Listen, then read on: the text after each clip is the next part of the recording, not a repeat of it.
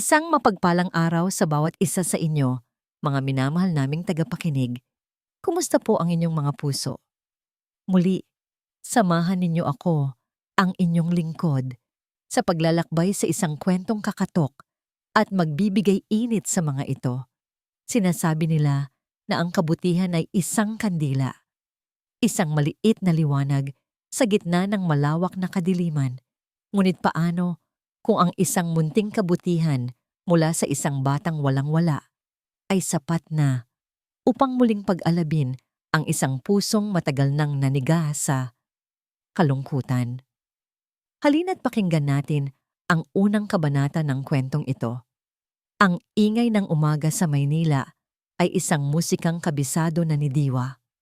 Ang busina ng mga diip, ang sigaw ng mga nagtitinda ng pandesal, ang kalampag ng mga bote sa loob ng kanyang sako. Lahat ay parte ng isang pang-araw-araw na ritual ng pagsisikap na mabuhay.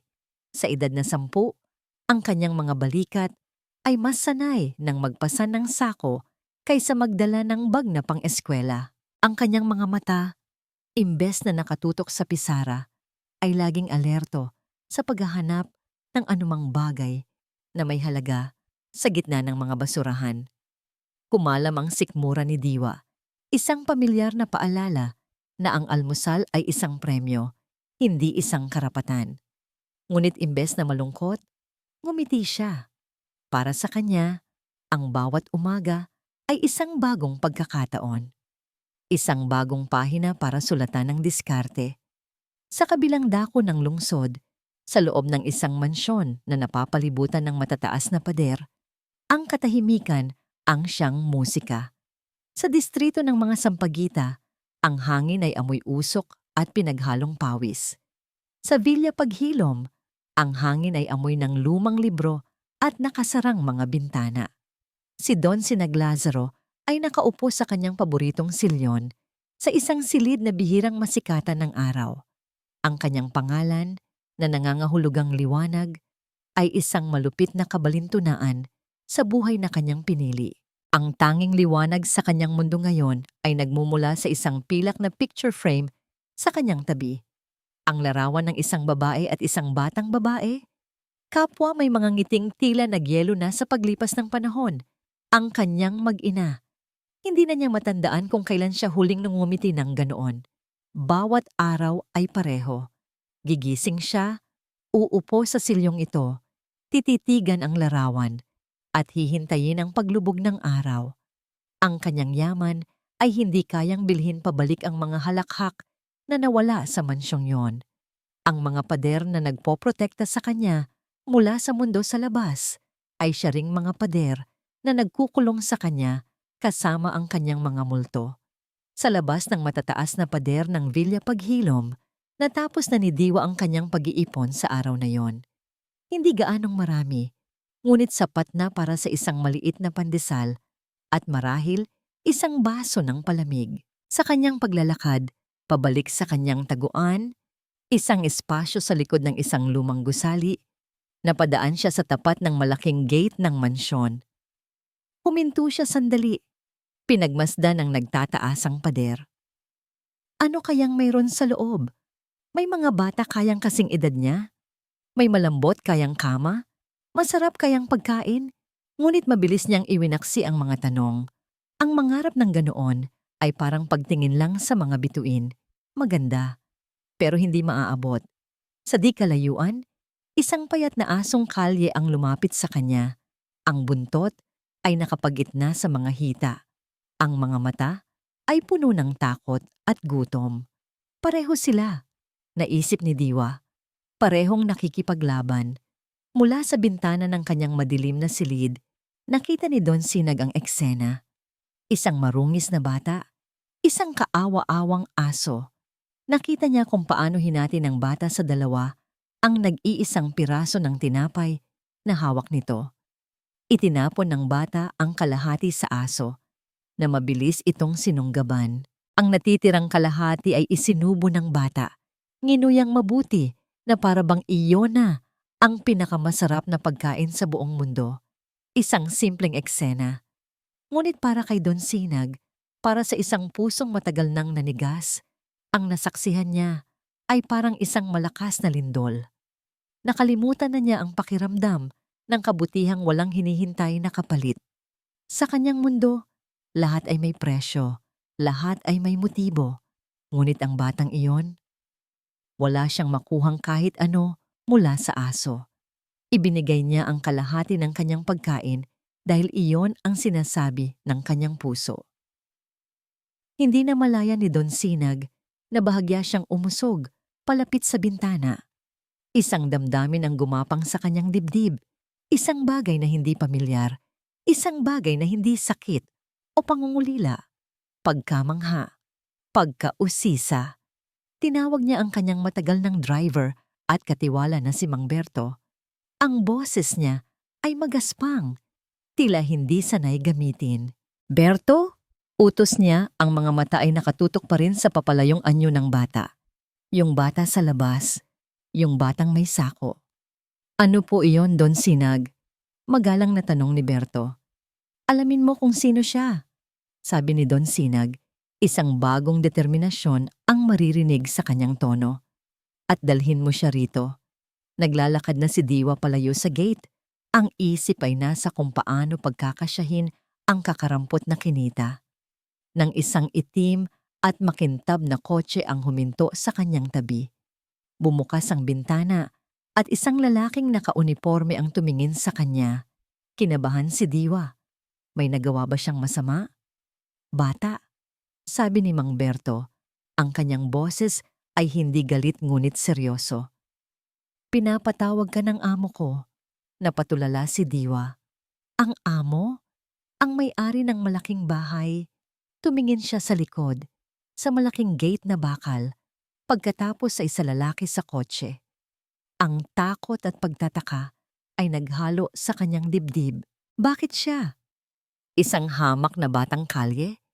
Ano ang kailangan sa kanya ng taong nakatira sa loob ng palasyong yun? Habang naglalakbay ang makintab na kotse, papasok sa malaking gate ng Villa Paghilom, pakiramdam ni Diwa ay lumiliit siya. Ang mga pader na dati tinitingala niya lang mula sa labas ay tila mga higanting nakabantay sa isang mundo na hinding-hindi niya pinangarap na mapasok. Sa loob ng madilim na silid, pinapanood ni Don Sinag ang pagdating ng sasakyan mula sa bintana. May kakaibang kaba siyang naramdaman. Ano nga ba ang ginagawa niya? Para saan ang pag-uusisa sa isang batang lansangan? Marahil, isa lamang itong biglaang kapritsyo. O marahil, sa unang pagkakataon sa loob ng maraming taon, may isang bagay na pumukaw sa kanyang atensyon bukod sa mga alaala ng kahapon. Dinala ni Mang Berto si Diwa sa malawak na sala. Napapalibutan ng bata ng mga bagay na ngayon lang niya nakita. Mga muebles na gawa sa maitim at kumikinang na kahoy, isang chandelier na tila gawa sa libu-libong piraso ng yelo, at isang sahig na sobrang kintab na kaya niyang makita ang sarili niyang refleksyon. Niyakap ni Diwa ang kanyang sarili, nahihiya sa kanyang maruruming damit at punit na tsinelas sa gitna ng gayong karangyaan. Mula sa dilim ng pasilyo, lumabas si Don Sinag. Ang kanyang tindig ay matigas, ang kanyang muka ay seryoso, at ang kanyang mga mata ay matalim na sumuri kay Diwa mula ulo hanggang paa. "Ikaw ang bata sa labas," sabi ni Don Sinag. Hindi yun tanong, kundi isang paglalahad. Tumango si Diwa, hindi makapagsalita. "Anong pangalan mo?" "Diwa." "Diwa po." Halos pabulong na sagot ng bata. "Diwa," ulit ni Don Sinag, tila tinatantya ang pangalan. "Bakit mo hinati ang tinapay mo kanina? Para sa aso?" Nagulat si Diwa sa tanong. Hindi niya inaasahan na yun ang dahilan kung bakit siya ipinatawag. Tumingin siya sa kanyang mga paa. "Kasi po, gutom din po siya. Pareho po kami." Isang sagot na walang paligoy-ligoy, isang sagot na puro katotohanan. Naramdaman ni Don Sinag ang isang bahagyang kirot sa kanyang dibdib. Isang bagay na matagal na niyang hindi naramdaman. Ang katotohanan yon mula sa bibig ng isang bata ay mas matalas pa sa anumang kutsilyo.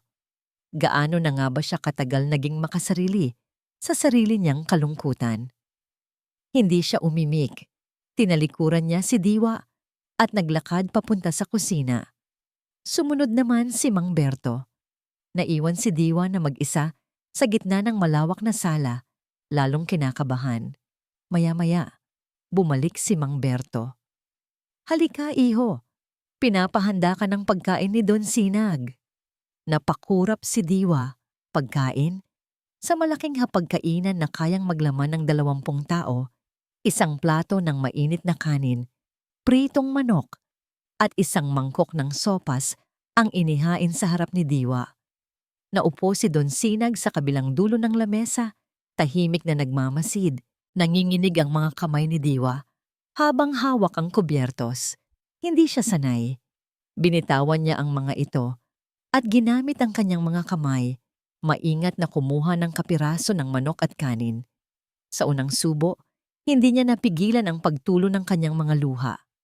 Ang lasa ng mainit na pagkain, ng pagkaing hindi niya kailangang paghirapan o ipagdasal, ay isang biyaya na bumuhos sa kanyang nanunuyong lalamunan. Hindi niya ito inubos agad. Bawat subo ay kanyang ninamnam. Nang matapos, tumingin siya kay Don Sinag. Ang kanyang mga mata ay nagniningning sa pasasalamat. "Salamat po," sabi niya. Ang boses ay basag. Marami pong salamat." Walang emosyon sa mukha ni Don Sinag, ngunit sa loob-loob niya, ang pader na bakal na matagal na niyang itinayo sa paligid ng kanyang puso ay nagsimulang magkaroon ng maliit na lamat. Biglang bumukas ang pinto at pumasok ang isang babae at isang lalaki, dala ang ingay at artipisyal na sigla. "Tito, magandang hapon po." Bati ni Dalisay, ang pamangkin ni Don Sinag. Mabilis siyang lumapit at humalik sa pisngi ng matanda. Kasunod niya ang kanyang asawang si Marco na ngumiti rin ng malapad. "Napadaan lang po kami para kamustahin kayo," sabi ni Dalisay, bago napatingin ang kanyang mga mata sa maliit na figura ni Diwa sa hapagkainan. "Oh, sino itong bisita ninyo, Tito? Ang cute naman niya." Ang ngiti ni Dalisay ay matamis, ngunit ang kanyang mga mata ay malamig at mapanuri. "Siya si Diwa," maikling sagot ni Don Sinag. "Hello, Diwa," sabi ni Dalisay. Lumuhod para magpantay sila ng bata. "Ang ganda naman ng pangalan mo. Taga saan ka?" Hindi nakasagot si Diwa. Nahihiya sa biglaang atensyon. "Naku, Tito, mukhang may bago na kayong alaga, ah," sabi ni Marco na may kasamang tawa. Inutusan ni Don Sinag si Mang Berto na dalhin muna si Diwa sa hardin para makapaglaro. Nang makaalis na ang bata, agad na nag-iba ang timpla ng usapan. "Tito Sinag, sino po ba talaga ang batang yon?" tanong ni Dalisay. Ang boses ay puno na ng kunwaring pag-aalala. "Saan niyo po napulot? Nako, mag-iingat po kayo. Alam niyo naman po ang mga batang kalye. Sanay sa diskarte. Baka mamaya may masama na palang binabalak." "Huwag kayong mag-alala. Alam ko ang ginagawa ko." Matigas na sagot ni Don Sinag. Halatang naiirita sa pangingialam ng pamangkin. "Sinasabi ko lang po ito dahil nag-aalala kami sa inyo. Kayo na lang ang pamilya namin," madramang sabi ni Dalisay. Matapos ang ilang sandali ng pilit na kamustahan, nagpaalam na rin ang mag-asawa. Naiwan si Don Sinag sa kanyang mga iniisip. Ang mga salita ni Dalisay ay parang lason na unti-unting kumakalat sa kanyang isipan. Ginigising ang kanyang likas na pagiging mapanghinala. Lumabas siya sa balkonahe na tanaw ang malawak na hardin. Doon, nakita niya si Diwa. Hindi ito naglalaro. Tahimik itong nakaupo sa damuhan. Pinagmamasdan ang isang paru-paro na dumadapo sa mga bulaklak. Isang imahe ng purong inosensya. At sa sandaling iyon, sa gitna ng kanyang pagdududa at kalungkutan, isang bagay na milagroso ang nangyari. Isang maliit, halos hindi kapansin-pansing na ngiti ang sumilay sa mga labi ni Don Sinag Lazaro. Isang ngiti na matagal nang nawala, na kahit siya ay nagulat na kaya pa pala niyang gawin. Hindi niya alam. Sa pag-alis nila, lumingon si Dalisay mula sa bintana ng kanilang sasakyan. At nakita niya ito. Nakita niya ang nangiting iyon. Ang ngiting hindi niya pa nakikita sa kanyang tito sa loob ng halos isang dekada. Ang nangiting para sa isang batang pulot lang sa lansangan. Biglang naglaho ang pekeng pag-aalala sa mukha ni Dalisay. Napalitan ito ng isang malamig at matigas na ekspresyon. Sa sandaling iyon, naintindihan niya. Ang bata ay hindi lang isang bisita. Isa siyang banta. Mula sa pananaw ni Diwa, ang bawat araw sa Villa Paghilom ay isang pagtuklas. Ang mga unang araw ay puno ng pagkamangha at kaunting takot. Maingat ang bawat hakbang niya sa makintab na sahig. Takot na makabasag ng mga bagay na mukhang mas mahal pa sa buong buhay niya. Ngunit unti-unti, ang mansyon ay nagiging isang kanlungan. Ang dating kumakalam niyang sikmura ay laging busog. Ang katawan niyang sanay sa lamig ng semento ay natutulog na ngayon sa isang malambot na kama. Pero ang pinakamalaking pagbabago ay ang presensya ni Don Sinag. Ang matandang dati tila isang rebultong bato ay unti-unting nagpapakita ng buhay. Hindi pa rin ito palangiti at madalas ay tahimik lang na nagmamasid, pero nararamdaman ni Diwa ang pagbabago. Sa mga tingin nito, mayroon ng kakaibang init na pumapalit sa dating lamig. Isang hapon, habang naglilibot sa malawak na bahay, dinala siya ng kanyang mga paa sa isang pasilyo na hindi pa niya napupuntahan. Sa dulo nito ay isang pinto na gawa sa madilim na kahoy na bahagyang nakaawang. Dahan-dahan niya itong itinulak at sumingaw ang amoy ng matagal nang hindi nabubuksang silid. Ang silid sa loob ay madilim at amoy alikabok. Ito ang nag-iisang parte ng bahay na tila napabayaan. Sa gitna ng silid, sa ibabaw ng isang maliit na mesa, naroon ang pamilyar na silver picture frame, ang larawan ng magandang ginang at ng batang babae na laging tinititigan ni Don Sinag. Lumapit si Diwa. Nakita niya ang manipis na alikabok na bumabalot sa salamin, na para bang isang manipis na belo na naghihiwalay sa nakaraan at sa kasalukuyan. Sa isang kilos na hindi niya pinag-isipan, itinaas ni Diwa ang laylayan ng kanyang damit. Isang luma, ngunit malinis na t-shirt na bigay ni Mang Berto, at marahan niyang pinunasan ang alikabok sa larawan. Gusto niyang makita ng malinaw ang mga ngiti nila. Gusto niyang kahit sa munting paraan, maibsan ang kalungkutan na nakikita niya sa mga mata ni Don Sinag sa tuwing tinititigan nito ang litrato. Anong ginagawa mo rito? Isang boses, magaspang ngunit hindi galit, ang bumasag sa katahimikan. Napatalon sa gulat si Diwa at humarap. Nakatayo sa pintuan si Don Sinag. Ang mukha ay seryoso, ngunit may bakas ng pagtataka sa kanyang mga mata. "Papasensya na po," nanginginig na sabi ni Diwa, handa nang tumakbo. "Nakita ko lang po na maalikabok." Imbes na magalit, pumasok si Don Sinag sa silid. Lumapit siya sa tabi ni Diwa at tinitigan ang larawan na ngayon ay malinaw na. Nakita ni Diwa ang paglambot ng panga ng matanda, ang bahagyang panginginig ng mga labi nito. "Sila ang aking asawang si Elena at ang anak kong si Lira," sabi ni Don Sinag. Ang boses ay halos pabulong, puno ng isang sakit na naramdaman ni Diwa hanggang sa kaibuturan ng kanyang mga buto. Hindi umimik si Diwa, hinintay niya lang. Isang aksidente. Pagpapatuloy ng matanda, ang tingin ay malayo. Tila binabalikan ang isang napakasamang panaginip. "Dapat ay kasama nila ako, pero inuna ko ang isang pulong sa negosyo. Inuna ko ang pera. Kung sana ay kasama nila ako, baka nailigtas ko sila."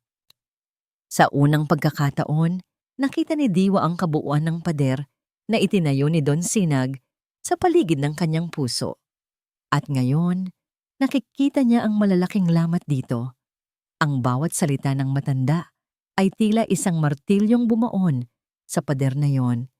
Hindi alam ni Diwa ang sasabihin, Kaya ginawa niya ang tanging alam niya.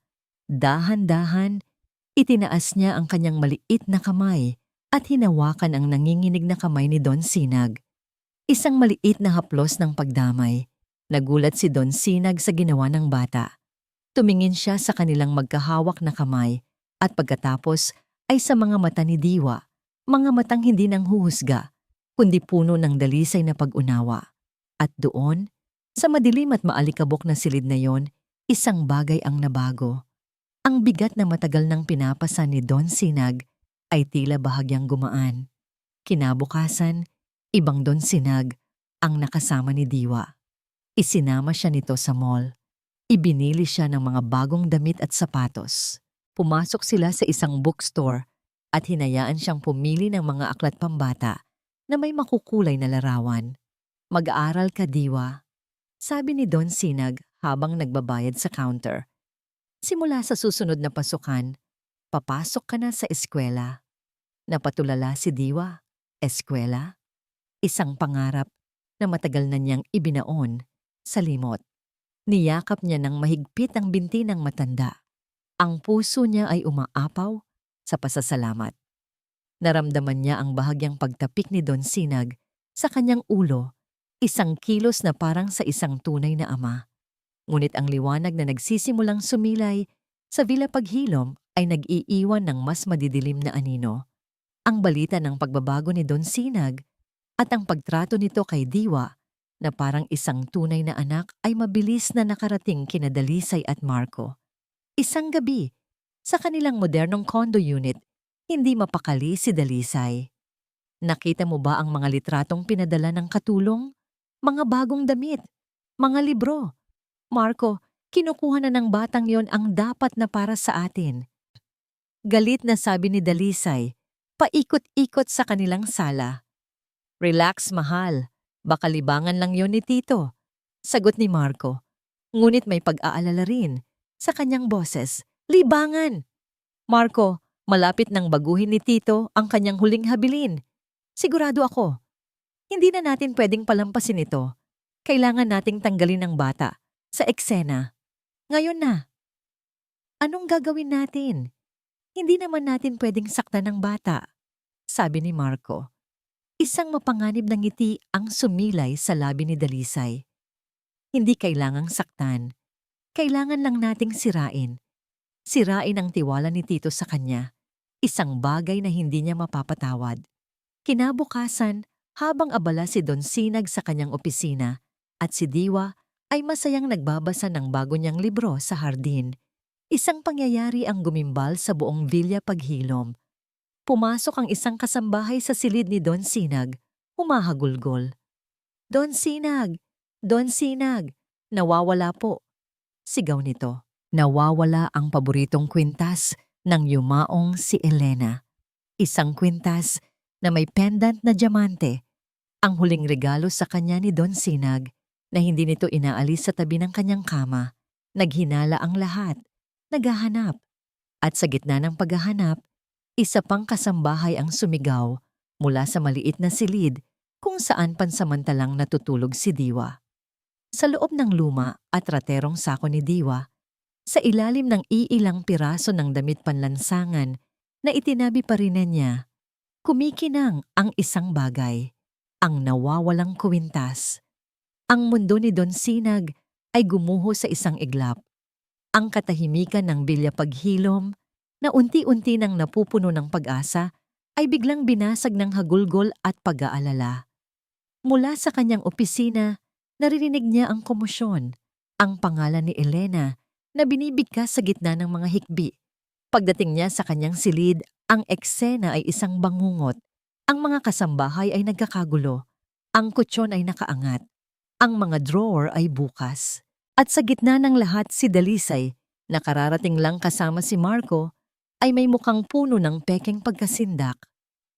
"Tito," salubong ni Dalisay, "ang kwintas." Ang kwintas ni Tita Elena nawawala. Ang mga salitang yon ay parang matatalim na bubog na tumusok sa pandinig ni Don Sinag. Ang kwintas, hindi lang yon alahas, iyon ay isang sagradong alaala. Ang huling piraso ng kaligayahan na naibigay niya sa kanyang asawa bago ito kunin ng tadhana. Ang kanyang paningin ay nagdilim. Ang kanyang panga ay nanigas. Ang pader na bakal na unti-unting nilalamat ni Diwa ay muling tumibay sa isang kisap mata. Mas matatag, mas malamig kaysa dati. Hanapin ninyo. Ang utos niya. Ang boses ay walang emosyon. Ngunit may bigat na nagpatahimik sa lahat.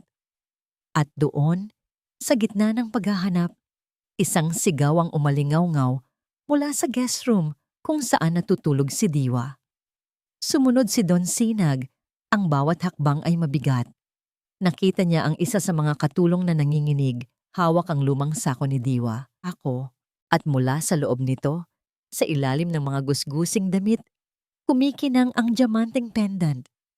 Walang nagsalita. Ang tanging maririnig ay ang tibok ng puso ni Don Sinag. Isang malakas, masakit na pagkabog sa kanyang dibdib. Ang ebidensya ay naroon. Hindi mapapasubalian. Ang lahat ng pag-aalinlangan na itinanim ni Dalisay sa kanyang isip ay biglang nag-ugat at namunga ng mapait na katotohanan. Sinabi ko na nga ba sa inyo, Tito? Malungkot na bulong ni Dalisay. Lumapit at hinaplos ang kanyang braso. Masakit man tanggapin, pero ganyan talaga sila. Sanay sa hirap, sanay dumiskarte. Hindi nila alam ang salitang utang na loob. Ang bawat salita ni Dalisay ay lason. Isang lason na mabilis na kumalat sa mga ugat ni Don Sinag, pinapatay ang anumang natitirang pag-asa. Patawagin si Diwa. Utos niya, ang boses ay kasing lamig ng yelo. Ilang sandali pa, dinala si Diwa sa sala. Ang mukha ng bata ay puno pa rin ng saya mula sa pagbabasa ng libro. Ngunit nang makita niya ang mga seryosong mukha ng lahat, lalo na ang matigas na anyo ni Don Sinag, ang kanyang ngiti ay unti-unting naglaho. Bakit po? Tanong niya. Hindi sumagot si Don Sinag.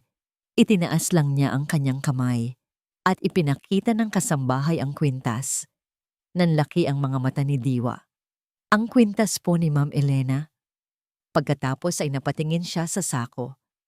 Pero, hindi po. Hindi ko po alam kung bakit nandyan yan. Lumapit si Don Sinag. Ang bawat hakbang niya ay tila yumanig sa sahig. Tumayo siya sa harap ng bata. Ang kanyang anino ay bumabalot sa maliit na anyo ni Diwa. Bakit Diwa? Tanong ni Don Sinag. Ang boses ay puno ng pigil na galit at matinding pagkabigo. Ibinigay ko sa iyo ang lahat. Pagkain, tirahan, mga damit, pangako ng pag-aaral. Bakit mo kinuha ang nag-iisang bagay na hindi mapapalitan? Hindi po ako. Maniwala po kayo. Umiiyak na, sabi ni Diwa. Ang mga luha ay malayang dumadaloy sa kanyang mga pisngi. Mahalaga po kayo sa akin. Hindi ko po magagawa yan sa inyo. Hindi po. Huwag ka nang magsinungaling. Sigaw ni Don Sinag. Sa unang pagkakataon ay nawala ang kanyang kontrol. Ang sakit ng pagtataksil o ang inakala niyang pagtataksil ay sumunog sa kanyang lalamunan. Akala ko iba ka. Akala ko, totoo ka. Nagkamali ako. Totoo po ako. Don Sinag, maniwala po kayo sa akin. Pagmamakaawa ng bata, hinawakan ng laylayan ng pantalon ng matanda. Itinabig ni Don Sinag ang kamay ni Diwa. Ang simpleng kilos na yon ay mas masakit pa sa sampal. Tumingin si Diwa sa kanya. Ang mga mata ay puno ng pighati, ng sakit na hindi niya maintindihan. Ang taong nagsimula nang maging ama sa kanya ay tumitingin sa kanya ngayon na parang isang estranghero, isang magnanakaw. Sa sandaling iyon, nabasag ang puso ni Diwa. Ang sakit ay hindi dahil sa akusasyon. Ang sakit ay dahil sa pagkawala ng tiwala sa mga mata ng taong nagsimula na niyang mahalin. Hindi na siya nagsalita. Binitawan niya ang pantalon ni Don Sinag. Tumalikod siya at tumakbo. Tumakbo siya palabas ng sala, palabas ng malaking pinto, palabas ng gate ng Villa Paghilom, pabalik sa mundong dati niyang kinagisnan. Dala-dala ang isang sugat na mas malalim kaysa sa anumang gutom o lamig na naranasan niya. Naiwan si Don Sinag sa gitna ng sala, humihingal. Napanood niya lang ang pag-alis ng bata. Ang bahay ay muling natahimik. Ngunit ang katahimikang ito ay mas mabigat, mas nakakabingi. Ang pag-iisa na dati niyang niyayakap ay isa na ngayong parusa. Naramdaman niya ang kamay ni Dalisay sa kanyang likod. Hayaan niyo na po siya, tito. Mas mabuti na po ito, bago pa mahuli ang lahat. Tumango lang siya, walang lakas na magsalita. Gusto na lang niyang mapag-isa. Pumasok siya sa kanyang opisina at isinara ang pinto. Naupo siya sa kanyang silyon sa gitna ng dilim at hinayaang lamunin siya ng pamilyar na kalungkutan. Ngunit ngayon, mas masakit ito dahil nakatikim na siya ng liwanag at ang pagbabalik sa dilim ay isang impyerno. Gabi na. Inutusan niya si Mang Berto na ligpitin ang mga gamit sa guest room. Nang wala nang makarinig, pumasok si Don Sinag sa naiwang silid. Ang kama ay maayos na. Ang mga librong binili niya ay nakapatong sa mesa. Walang bakas na may isang batang minsang nangangarap doon. Maliban sa isang bagay, sa tabi ng unan, may isang piraso ng papel na lukot. Kinuha niya ito. Isa itong drawing, gawa sa Crayola. Isang malaking tao at isang maliit na bata. Magkahawak kamay, parehong may malalaking ngiti. At sa ilalim nito, sa sulat ng isang bata, nakasulat ang mga salitang, "Ang bago kong tatay." Ang papel ay tila bumatak sa kanyang mga kamay. Ang hangin ay nawala sa kanyang mga baga. Ang pader na bakal sa kanyang puso, na akala niya ay buo na muli, ay biglang gumuho at sa ilalim nito ay isang matinding pagsisisi ang sumaksak sa kanya. Napahawak siya sa kanyang dibdib. Ang sakit ay totoo at hindi maipaliwanag. Ang pagbabalik sa lansangan ay mas masakit kaysa sa unang pagtapak ni Diwa dito. Dati, ang bawat piraso ng karton ay isang higaan. Ngayon, isa na itong paalala sa lambot ng kamang kanyang iniwan. Dati, ang bawat kagat sa panis na tinapay ay isang biyaya. Ngayon, isa na itong insulto sa lasa ng mainit na sopas na kanyang natikman. Ngunit higit sa lahat, ang lamig ng gabi na tumatagos sa kanyang mga buto ay hindi kayang pantayan ang lamig na iniwan ng mga mata ni Don Sinag. Ang apoy sa kanyang puso, ang diwa ng pag-asa at pagpupursigi ay halos mamatay. Hindi na siya kasing liksi sa paghahanap ng mga bote at bakal. Minsan, nang agawin ng isang mas malaking bata ang kanyang munting naipon, hindi na siya lumaban. Hinayaan na lang niya. Para saan pa? Ang pinakamahalagang bagay na natagpuan niya ay hindi isang bagay na nakikita, kundi isang pakiramdam. Ang pakiramdam na may nagmamalasakit. At iyon ay inagaw na rin sa kanya. Gabi-gabi, sa kanyang pagtulog, ang bumabalik sa kanya ay hindi ang sigaw ni Don Sinag, kundi ang ekspresyon nito. Ang malalim na pagkabigo sa mga matang nagsimula na niyang tingalain. Iyon ang sugat na patuloy na dumurugo. Samantala, sa loob ng Villa Paghilom, ang bawat sulok ay sumisigaw ng pangalan ni Diwa. Para kay Don Sinag, ang drawing na hawak niya ay hindi lang papel at Crayola. Ito ay isang salamin na nagpapakita kung gaano siya naging bulag. Isang hukom na humahatol sa kanyang padalos-dalos na desisyon. Ang matinding galit ay napalitan ng isang malalim at nakakain na pagsisisi. Paulit-ulit na naglalaro sa kanyang isipan ang eksena. Ang umiiyak na mukha ni Diwa, ang pagmamakaawa nito, ang pagtakbo nito palayo. Paano niya nagawang maniwala na ang isang batang nagpunas ng alikabok sa larawan ng kanyang asawa ay siya ring magnanakaw sa alaala nito? Sa gitna ng kanyang pagdurusa, nagsimulang gumana ang kanyang isip, ang isip ng isang negosyante na sanay maghanap ng butas sa mga kwento at kontrata. May mga bagay na hindi magkakatugma. Ang pagdating ni Dalisay, sobrang sakto sa oras na para bang inaasahan na niya ang gulo. Ang mga salita niya, hindi mga salita ng tunay na pag-aalala, kundi mga salitang perpektong inihanda para lasunin ang kanyang isipan. At ang pinakaimportante sa lahat, ang drawing. Isang magnanakaw ay hindi mag-iiwan ng ganito. Isang taong may masamang intensyon ay hindi tatawaging tatay ang kanyang bibiktimahin. Hating gabi, bumangon si Don Sinag mula sa kanyang silyon. Ang pagsisisi ay walang magagawa kung hindi niya hahanapin ang katotohanan.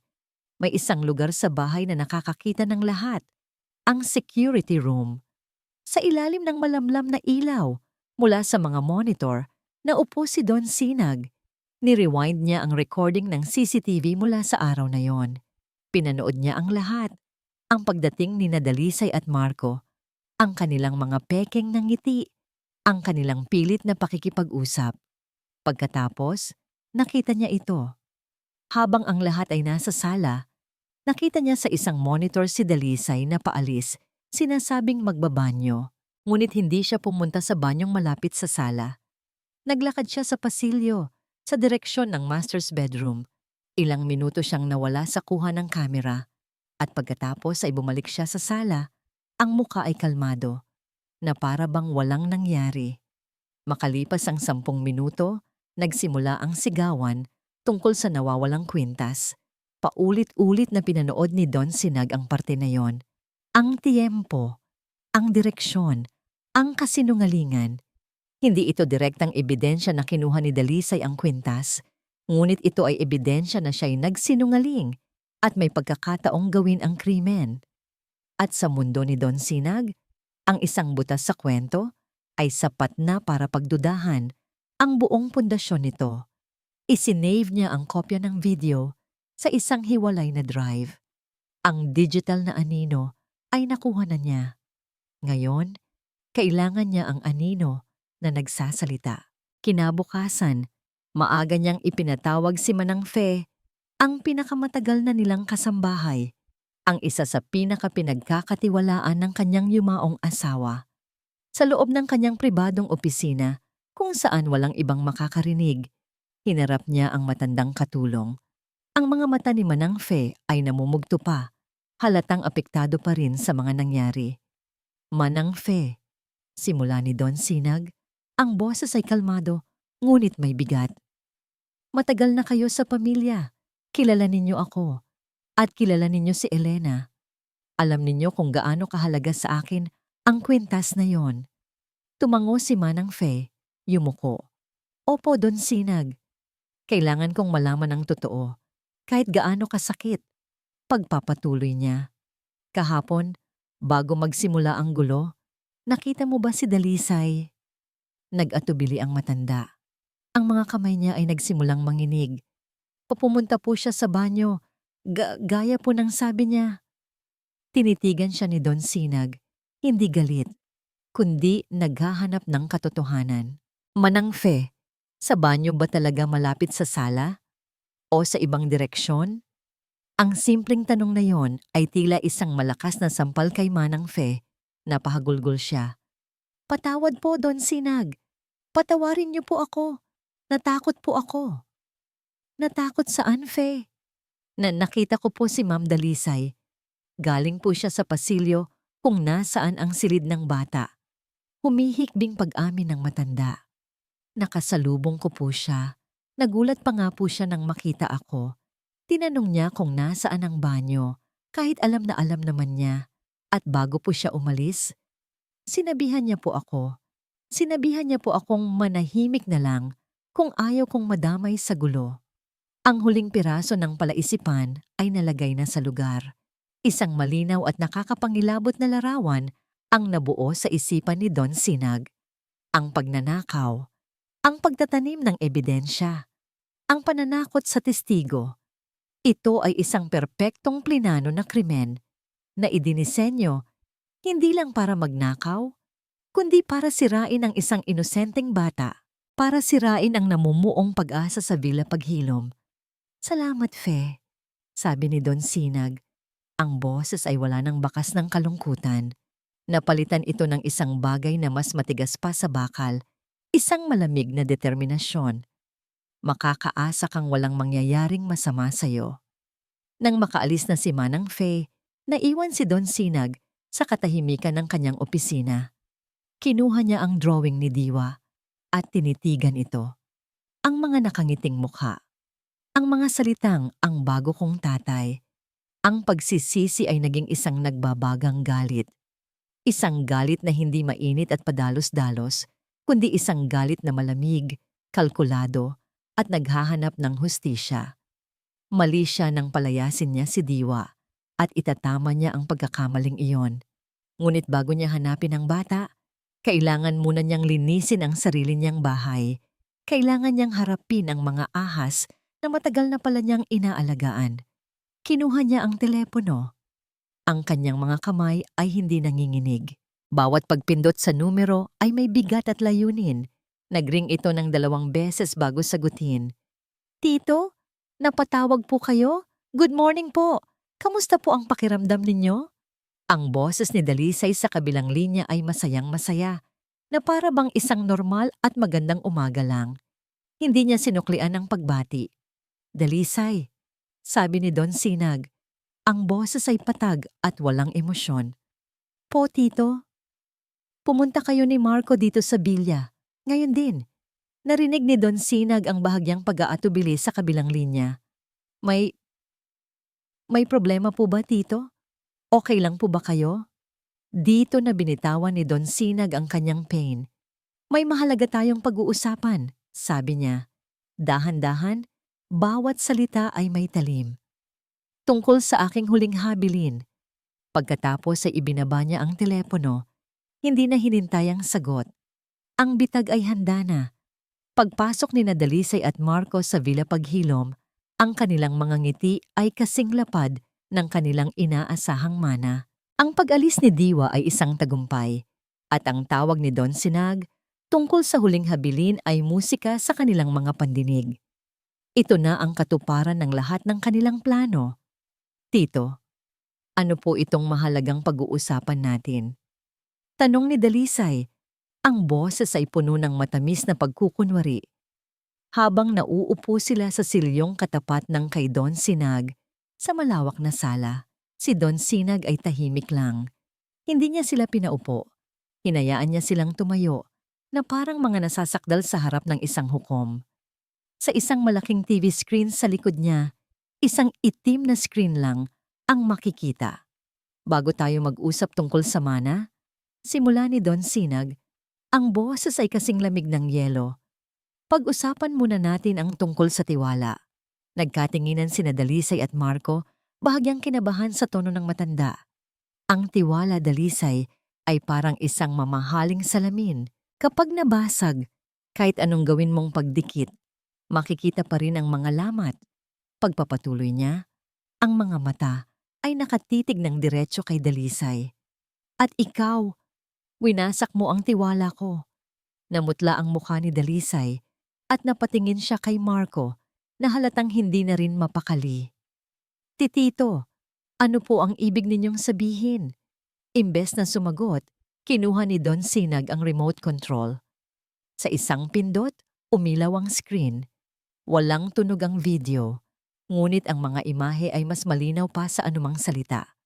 Unang lumabas ang eksena kung saan nagpapaalam si Dalisay na magbabanyo.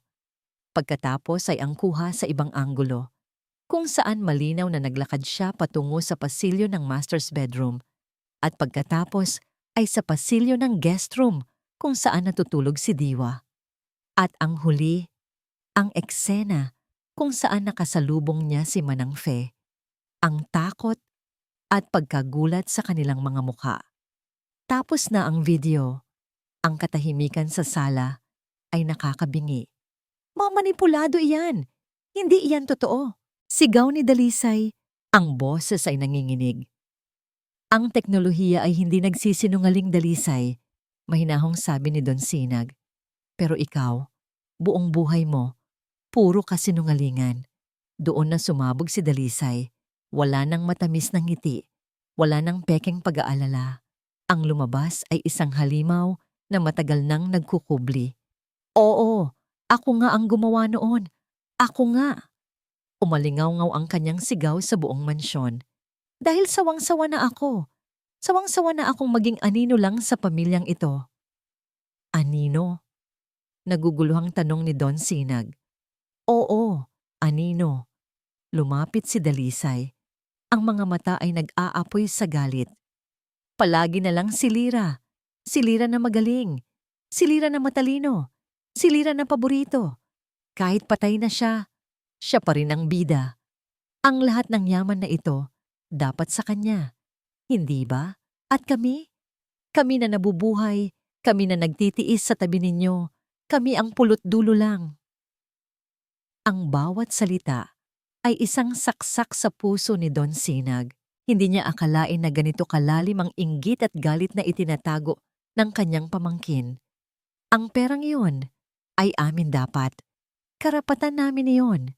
Pagpapatuloy ni Dalisay. Pero dumating ang pulubing iyon. Isang batang hindi natin kaano-ano. At sa isang iglap, handa mo nang ibigay sa kanya ang lahat. Ang pagmamahal na hindi mo na ibigay sa amin. Ang kayamanan na dapat ay sa amin. Hindi iyon makatarungan. Katarungan. Umiling si Don Sinag. Ang pighati ay napalitan na ng matigas na desisyon. Huwag mong banggitin ang salitang katarungan. Dahil simula ngayon, mararanasan mo kung ano ang tunay na katarungan. Tapos na ang pagpapanggap, Dalisay. Huminga siya ng malalim. Tawagan mo ang abogado natin. Bukas na bukas din, babaguhin ko ang aking huling habilin. Wala kang makukuhang kahit isang sentimo. Ang lahat ng ari-arian ko ay mapupunta sa isang foundation para sa mga batang lansangan. Tila sinampal ng 10 beses si Dalisay. Ang galit sa kanyang mukha ay biglang napalitan ng desperasyon. At isa pa, dagdag ni Don Sinag, ang bawat salita ay isang pako sa kabaong ng mga pangarap ni Dalisay. Ipahahahanap ko si Diwa at gagawin ko siyang tunay na Lazaro. Ituturing ko siyang anak na hindi ko naibigay kay Lira. Iyon na ang huling salita. Ang pagkasuklam sa mukha ni Dalisay ay hindi maipinta. Alam niyang talo na siya. Ngunit bigla, kumalma ang kanyang mukha. Isang nakakapangilabot na katahimikan ang pumalit sa kanyang galit. Ngumiti siya. Kung iyan po ang desisyon ninyo, Tito, tatanggapin ko. Nagulat si Don Sinag sa biglaang pagbabago. Pero bago po kami umalis, sabi ni Dalisay, pumunta sa maliit na bar sa gilid ng sala. Hayaan ninyo po akong ipagtimpla kayo ng paborito ninyong tsaa bilang huling paggalang. Kahit nagdududa, hinayaan siya ni Don Sinag. Habang nakatalikod si Dalisay, ang kanyang mga kamay ay mabilis na gumalaw. May isang maliit na botelya siyang kinuha mula sa kanyang bag at mabilis na nagpatak ng ilang likido sa tasa. Inabot niya ang tsaa kay Don Sinag. Ang mga kamay ay hindi nanginginig. Paalam po, Tito. Tumalikod na sila at naglakad palabas. Nang makalabas na sila ng pinto, hinawakan ni Dalisay ang braso ni Marco. Ang kanyang mga mata ay walang emosyon, malamig na parang yelo. Kung hindi natin makukuha, walang sino man ang makakakuha. Bulong niya. Oras na para tawagan ng doktor na yon. Naiwan si Don Sinag sa sala. Nakaramdam siya ng pagod, ngunit mayroon ding kakaibang gaan. Tapos na. Ang katotohanan ay lumabas na. Kinuha niya ang telepono para tawagan si Mang Berto. Berto, ihanda mo ang mga tauhan. Hanapin ninyo si Diwa. Huwag kayong babalik hanggat hindi ninyo siya kasama. Pagkatapos ng tawag, humigop siya sa tsaa na inihanda ni Dalisay. Mapait. Bigla, isang matalim na kirot ang biglang sumaksak sa kanyang dibdib. Napahawak siya dito. Ang kanyang paningin ay nagsimulang manlabo. Ang tasa ay nahulog mula sa kanyang mga kamay, nabasag sa sahig. Sinubukan niyang tumayo. Ngunit ang kanyang mga binti ay hindi na sumunod. Napaluhod siya. Ang kanyang paghinga ay nauubos. Ang huling nakita niya ay ang kisame ng kanyang mansyon. Dahan-dahang nagdidilim. At sa gitna ng sakit, At pagkalito, isang huling halakhak ang umalingaw sa kanyang isipan, ang malamig at matagumpay na ngiti ni Dalisay. Ang balita sa lansangan ay parang apoy sa tuyong damo. Mabilis kumalat, walang sinisino. Narinig ito ni Diwa mula sa isang nagtitinda ng sigarilyo na nagbabasa ng dyaryo. Milyonaryong negosyante, Don Sinag Lazaro, pumanaw dahil sa atake sa puso. Ang mga salita ay tila mga langgam na gumapang sa kanyang tainga, bumaba sa kanyang lalamunan at kinain ang anumang natitirang hangin sa kanyang mga baga. Hindi, hindi maari. Tumakbo siya. Tumakbo siya palayo sa mga tao, palayo sa mga salitang ayaw niyang paniwalaan. Sumuot siya sa isang madilim na eskinita, sa likod ng mga basurahan, sa kanyang munting taguan. Doon, sa wakas, bumigay siya. Ang iyak na nagsimula sa kanyang dibdib ay isang mabangis na hayop na gustong kumawala. Humagulgol siya, hindi tulad ng isang bata, kundi tulad ng isang taong nawalan ng lahat. Ang kanyang mga balikat ay nayanig. Ang kanyang lalamunan ay namaga. Ang bawat hikbi ay nagdadala ng imahe ni Don Sinag.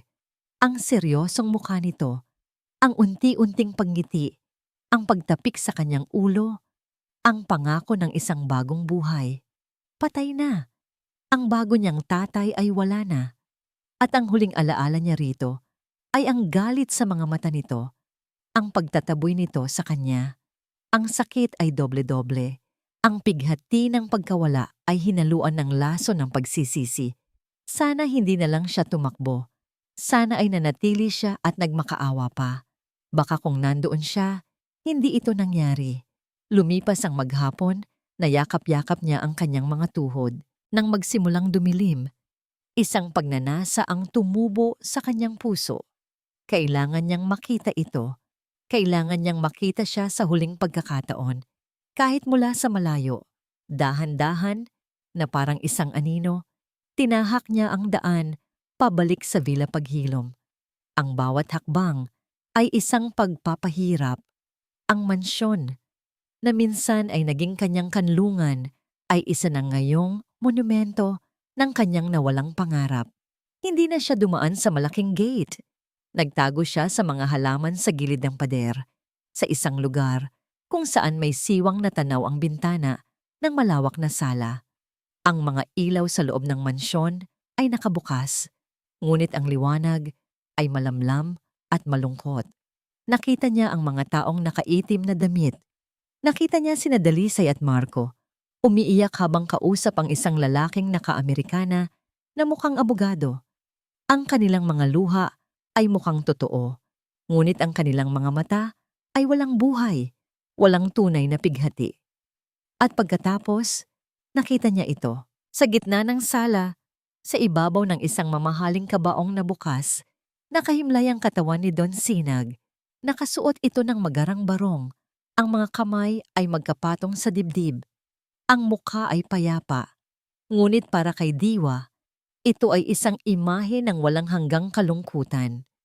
Napahawak si Diwa sa kanyang bibig para pigilan ang isa na namang hagulgol. Bumuhos muli ang kanyang mga luha. Dito na nagtatapos ang lahat. Ang huling sinag ng pag-asa sa kanyang buhay ay tuluyan ng namatay. Habang nakatitig siya sa anyo ng matanda, sa gitna ng kanyang pagdadalamhati, isang alaala ang biglang sumulpot sa kanyang isipan. Isang alaala na pilit niyang kinalimutan dahil sa sakit na dulot nito. Ang eksena sa sala, ang sigawan, ang pagtakbo niya. Ngunit hindi yun ang alaala. Ang alaala ay noong paalis na siya, noong itinabig ni Don Sinag ang kanyang kamay. Sa isang saglit, bago ito tumalikod ng tuluyan, nakita niya ito. Nakita niya ang pagtagis ng bagang nito, ang panginginig ng labi at isang patak ng luha. Isang maliit, kumikinang na patak ng luha ang gumulong sa pisngi ni Don Sinag bago nito mabilis na ipinihit ang kanyang mukha. Noon, inisip niyang iyon ay luha ng galit o pagkabigo. Ngunit ngayon, habang inaalala niya ito, may ibang naramdaman si Diwa. Hindi iyon galit. Iyon ay sakit. Ang sakit ng isang taong pinipilit gawin ang isang bagay na labag sa kanyang kalooban. Bakit? Bakit ito iiyak kung galit ito sa kanya? Bakit ito masasaktan kung naniniwala itong isa siyang magnanakaw? At bakit? Bakit ito mamamatay sa atake sa puso ilang oras lang matapos ang pangyayaring iyon? Ang mga tanong ay nagsimulang maglaro sa isipan ni Diwa. Walang lohika, hindi tugma. Ang isang taong may pusong bato na gaya ni Don Sinag ay hindi basta-basta aatakihin sa puso dahil sa isang ninakaw na kwintas. At ang isang taong naniniwalang natuklasan niya ang isang manloloko ay hindi luluha. May mali. May isang piraso ng kwento na nawawala. Ang pagdadalamhati sa kanyang puso ay hindi nawala. Ngunit nabahiran ito ngayon ng isang bagong emosyon, kalituhan. At sa ilalim ng kalituhan na yon, isang napakaliit, halos hindi maramdamang binhi ng pagdududa ang nagsimulang tumubo. Sa di kalayuan, nakita ni Diwa ang isang pamilyar na lalaki na papalapit kina Dalisay, ang doktor ng pamilya. May iniaabot itong isang papel. Ang death certificate. Acute heart failure. Narinig ni Diwa na sabi ng doktor sa abogado. Biglaan, pero nangyayari talaga sa mga may edad na at may dinaramdam. Tumango si Dalisay, pinupunasan ang kanyang mga peking luha. Nang tumalikod ang abogado at ang doktor, sa isang saglit na walang sino mang nakatingin, nakita ni Diwa ang isang bagay na nagpatayo ng lahat ng balahibo sa kanyang katawan. Isang mabilis, halos hindi mahahalata, ngunit puno ng tagumpay na ngisi ang sumilay sa mga labi ni Dalisay. Ang nangisi ni Dalisay ay parang isang susi na nagbukas ng isang madilim na silid sa isipan ni Diwa. Biglang nagkaroon ng kahulugan ang lahat ng bagay na hindi niya maintindihan. Ang perpektong tiyempo ng pagkawala ng kwintas, ang luha sa mata ni Don Sinag, ang biglaang pagkamatay nito. Ang lahat ay konektado at ang sentro ng lahat ng ito ay ang babaeng nagpapanggap na nagluluksa ngayon. Sa mga sumunod na araw, ang bilya paghilom ay naging entablado ng isang perpektong dula. Si Dalisay ang bida, ang ulirang pamangkin na nag-aasikaso sa burol ng kanyang pinakamamahal na tito. Siya ang tumatanggap sa mga nakikiramay, ang umiiyak sa tamang oras, at ang nagbibigay ng mga panayam sa media tungkol sa biglaang pagkawala ng butihing pilantropo. Para sa mundo, siya ay isang anghel. Para kay Diwa, na nagmamasid mula sa malayo, siya ay isang demonyo. Mula sa kanyang taguan, naging anino si Diwa.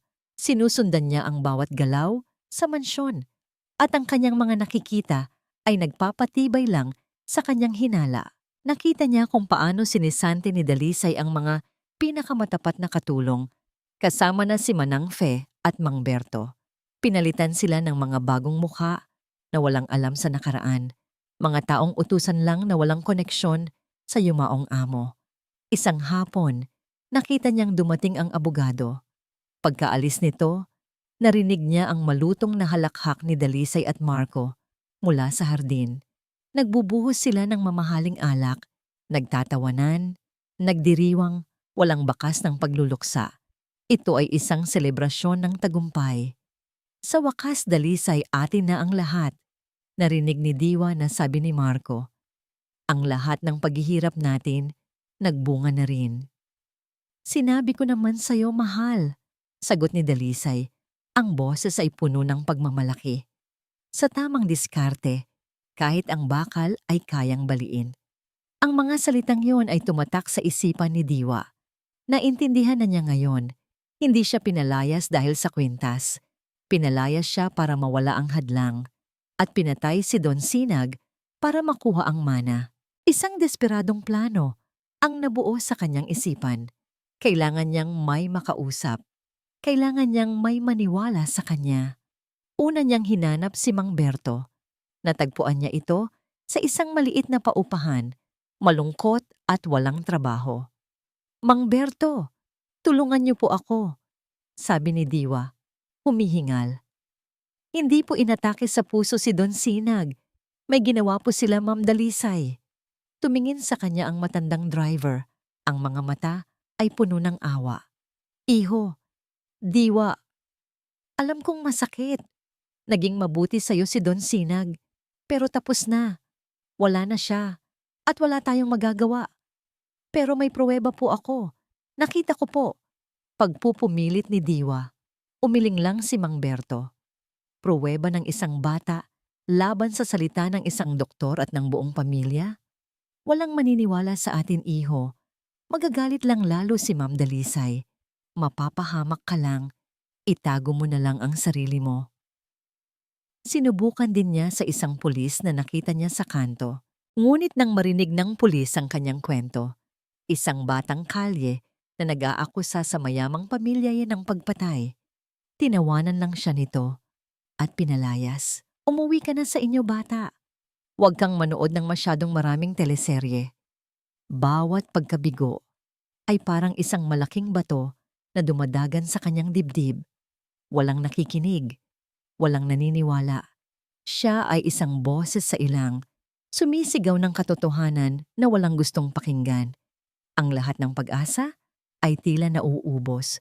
Para siyang isang munting bangka sa gitna ng isang malakas na bagyo, at ang gabi ay papalapit na. Ang gabi bago ang libing. Ito na ang huling pagkakataon. Kung maililibing na si Don Sinag, maililibing na rin ang lahat ng katotohanan. Umupo si Diwa sa isang sulok ng eskinita, habang ang malakas na ulan ay bumubuhos mula sa langit, tila nakikidalamhati sa kanya. Basang-basa. Nanginginig sa ginawa't takot. Ang lahat ay nawala. Ang kanyang tatay, ang kanyang pangarap, ang kanyang pag-asa sa hustisya. Tumingala siya sa madilim na langit. Pakiramdam niya ay nag-iisa na lang siya sa buong mundo. Sumuko na ba siya? Hahayaan na lang ba niyang magtagumpay ang kasamaan? Hindi. Sa gitna ng kadiliman, isang alaala ang muling nagliwanag. Ang imahe ni Don Sinag na hinahatian ng isang aso ng kanyang nag-iisang tinapay. Ang kabutihan, ang tapang na gawin ang tama kahit walang nakatingin. Iyon ang unang bagay na hinangaan niya kay Don Sinag. Hindi. Iyon ang unang bagay na hinangaan ni Don Sinag sa kanya. At pagkatapos, ang huling alaala, ang isang patak ng luha. Ang luhang nagsasabing may mali. Ang luhang humihingi ng tulong. Tumayo si Diwa. Ang panginginig ng kanyang katawan ay napalitan ng isang matibay na determinasyon. Kung walang maniniwala sa kanya, kung walang tutulong sa kanya, gagawin niya ito ng mag-isa. Kahit ito pa ang huling bagay na magawa niya sa mundo. Kahit buhay niya pa ang kapalit. Bukas ang libing. Bukas, kailangan niyang makapasok sa simbahan. Bukas, sa harap ng lahat, isisigaw niya ang katotohanan. Iyon na lang ang natitira niyang sandata. Ang kanyang boses, kinabukasan, ang araw ng libing. Ang malaking simbahan ay puno ng mga taong nakaluksa. Ang mga bulaklak ay nagkalat. Ang malungkot na musika ng organo ay pumupuno sa hangin. Sa gitna ng lahat, ang saradong kabaong ni Don Sinag Lazaro. Sa pulpito, nagbibigay ng kanyang eulogy si Dalisay. Ang boses ay basag sa mga pekeng hikbi. Si Tito ay hindi lang isang tiyuhin sa akin. Siya ay isang ama, isang gabay, isang inspirasyon. Sa likod ng simbahan, sa pinakasulok, isang maliit na anyo ang nakapasok nang hindi napapansin. Basang-basa pa rin ang damit mula sa ulan kagabi. Ang kanyang mga mata ay namumula. Ang kanyang mga kamao ay nakakuyom ng mahigpit. Pinapanood ni Diwa ang dula-dulaan. Ang puso niya ay kumakabog na parang tambol ng digmaan. Handa na siya. Sa pulpito, si Dalisay Silang ay ang perpektong imahe ng isang nagluluksa. Nakasuot ng mamahaling itim na bestida. Ang kanyang buhok ay maayos na nakapusod. Ang bawat salitang lumalabas sa kanyang bibig ay binalot sa peking pighati. Ang bawat hikbi ay perpektong nakatuno. Si Tito Sinag ay hindi lang isang haligi ng komunidad. Sabi niya sa mikropono habang ang mga kamera ng media ay nakatutok sa kanya. Siya ay isang ama, isang kaibigan, ang aming lakas. Ang kanyang biglaang pagkawala ay nag-iwan ng isang butas sa aming mga puso na hindi na kailanman mapupunan. Ang mga tao sa loob ng simbahan ay taimtim na nakikinig. May mga bumubulong ng kawawa naman at napakabuting pamangkin. Ang dula ay perpekto. Ang kasinungalingan ay ganap na tinanggap bilang katotohanan. Ngunit sa likod, sa pinakasulok ng simbahan, isang puso ang kumakabog na parang tambol ng digmaan. Para kay Diwa, ang bawat salita ni Dalisay ay isang insulto sa alaala ng lalaking nagsimula na niyang ituring na ama. Nakita niya ang mga tauhan ng punerarya na papalapit sa kabaong, handa na para isara ito ng tuluyan. Ito na, ngayon na o hindi na kailanman. Ang takot na kanina pa bumabalot sa kanya ay biglang naglaho. Napalitan ito ng isang nag-aapoy na tapang, ang tapang na ipinanganak mula sa pagmamahal at sa paghahanap ng hustisya. Mula sa dilim, isang maliit na anyo ang tumakbo. Huwag! Ang sigaw ay hindi malakas, ngunit puno ng desperasyon, sapat upang basagin ang malungkot na katahimikan ng simbahan. Lahat ng ulo ay lumingon. Tumakbo si Diwa sa gitnang pasilyo. Ang tunog ng kanyang mga gutay-gutay na tsinelas ay umalingaw-ngaw sa marmol na sahig. Ang kanyang damit ay basa pa, ang kanyang mukha ay puno ng dumi at luha. Ngunit ang kanyang mga mata ay nagniningas. Huwag ninyo siyang ilibing! Sigaw niya muli, mas malakas ngayon, habang papalapit sa kabaong. Buhay pa siya! Gulat. Pagkalito, ang mga bulungan ay naging isang malakas na ugong. Sino yan? Anak ng kalye? Anong pinagsasabi niya? Sa pulpito, ang mukha ni Dalisay ay nagyelo sa pagkasindak. Ang kanyang perpektong dula ay nawasak. Si Marco, na nakaupo sa unang hilera, ay mabilis na tumayo. Anong kabaliwan ito? Security! Alisin niyo ang batang yan dito! Sigaw ni Marco. Ngunit huli na ang lahat. Narating na ni Diwa ang harap ng simbahan. Humawak siya sa gilid ng kabaong na para bang poprotektahan niya ito gamit ang kanyang munting katawan. Hinarap niya ang mga tao, ang kanyang dibdib ay umaakyat baba sa paghingal.